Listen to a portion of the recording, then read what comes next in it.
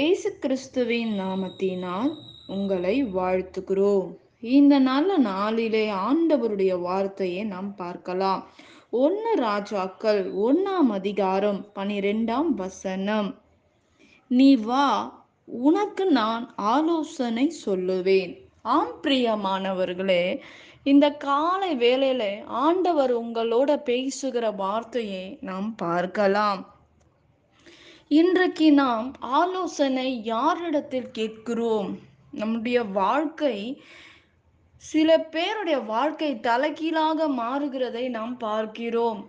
நாம் மனுஷன் கிட்ட போய் நம்ம ஆலோசனை கேட்கிறோம். நம்முடைய வாழ்க்கையை தீர்மானிக்கிற தேவன் ஒருவர் இருக்கிறார்.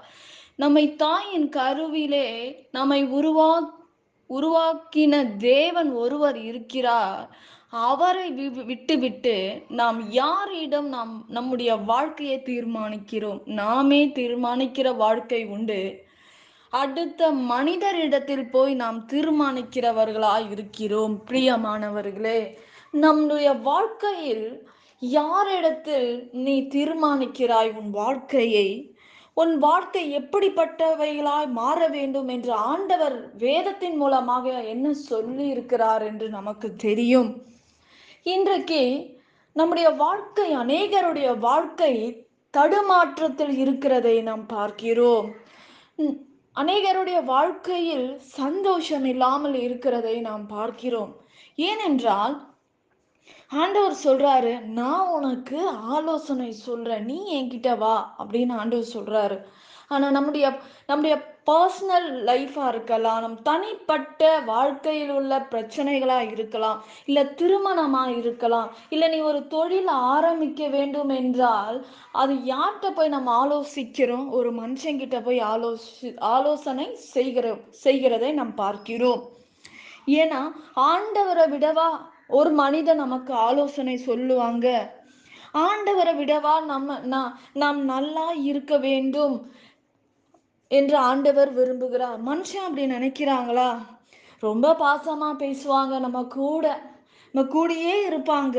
ஆனா நம்முடைய வளர்ச்சியை அவர்களுக்கு பிடிக்காது. ஆனா ஆண்டவர் சொல்றாரு, வேதம் என்ன சொல்லுது?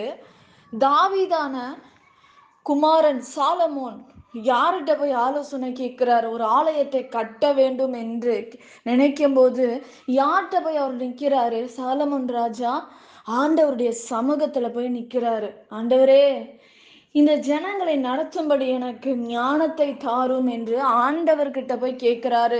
நீங்களும் நானும் யார்கிட்ட போய் கேட்கிறோம் நம்ம வாழ்க்கையை நடத்த? ஐயோ, குடும்ப காரியங்களை யார்கிட்ட நம்ம சொல்லி கொண்டு இருக்கிறோம்? அப்படிப்பட்ட காரியங்கள் நாம் மாற்றிக்கொள்ள வேண்டும். பிரியமானவர்களே, என் ஆண்டவர் நிச்சயமாக நம்முடைய வாழ்க்கையில் பெரிய காரியங்களை செய்ய அவர் வல்லமை உள்ளவராய் இருக்கிறார். நாம் யோசித்து பார்க்க வேண்டிய காரியம் என்னவென்றால், நாம் யாரிடம் ஆலோசனை கேட்கிறோம்? எந்த மனுஷனிடத்தினை போய் சொல்லுகிறாய்? அவர்கள் சில பேர் நடத்துவாங்க, தப்பில்லை. ஆனா அது சில பேருக்கு சரியா முடியும், ஆனா எல்லாருக்குமே அது முடியும் என்று சொல்லிவிட முடியாது. அப்படிப்பட்ட காரியங்களை சிக்கி வாழ்க்கைகள் விலகி போன காரியங்கள் உண்டு. பிரியமானவர்களே, எந்த நேரமா இருந்தாலும், நீங்க என்ன காரியமா இருந்தாலும், ஒரு சின்ன விஷயமா இருந்தா கூட நீங்க யார்கிட்ட கேட்கணும்? ஏசப்பா கிட்ட கேட்கணும். ஏசப்பா சமூகத்துல நீங்க காத்திருக்கணும். ஆண்டவரே, நான் என்னப்பா செய்யணும்? எனக்கு இப்படிப்பட்ட காரியம் எனக்கு வந்திருக்கு, நான் செய்யலாமா? நீங்க என்னோட பேசுங்க, எனக்கு வழிவாசலை திறந்து கொடுங்க, எனக்கு ஞானத்தை கட்டளையிடுங்க என்று சாலமோனை போல நீங்களும் நானும் கேட்க வேண்டும். பிரியமானவர், இந்நாட்களிலே மனுஷனை நம்புவதை காட்டிலும் தேவன் மேல் பற்றுதலா இருப்பது நலம் என்று வேதம் சொல்லுகிறது. இந்நாளிலே நாம் நம்முடைய காரியங்களை ஆண்டவரோட நீங்க ஆலோசனை பண்ண வேண்டும். எந்த மனுஷனோட நீங்க ஆலோசனை பண்ண தேவையில்லை. ஏசப்பா கிட்ட சொல்லுங்க. உங்களுடைய ஆலோசனை அவர்தான் நமக்கு ஆலோசனை தந்து நம்மை நடத்துகிற தேவன், நம்மை போதிக்கிற தேவன் அவர்தாங்க. வேதம் அப்படிதான் சொல்லுது. சாலமோன் அவங்களோட தகப்பன் கிட்ட போய் கேட்கல. அவங்க கூட இருந்தவங்க கிட்ட போய் நிக்கல. யார்கிட்ட நின்னாரு? ஆண்டவர்கிட்ட போய் நிக்கிறாரு. ஆண்டவரே, எனக்கு ஞானத்த தாங்கப்பா. ஆண்டவரே, இந்த ஜனங்களை நடத்தும்படி எனக்கு நான் என்ன செய்யணும் சொல்லுங்கப்பான்னு கேட்கும்போது, ஆனா சாலமோன் கேட்கல. இந்த ஆலயத்தை கட்ட என்கிட்ட பணம் இல்ல. இதை எப்படி கட்டணும்னு எனக்கு தெரியலன்னு கேட்கல.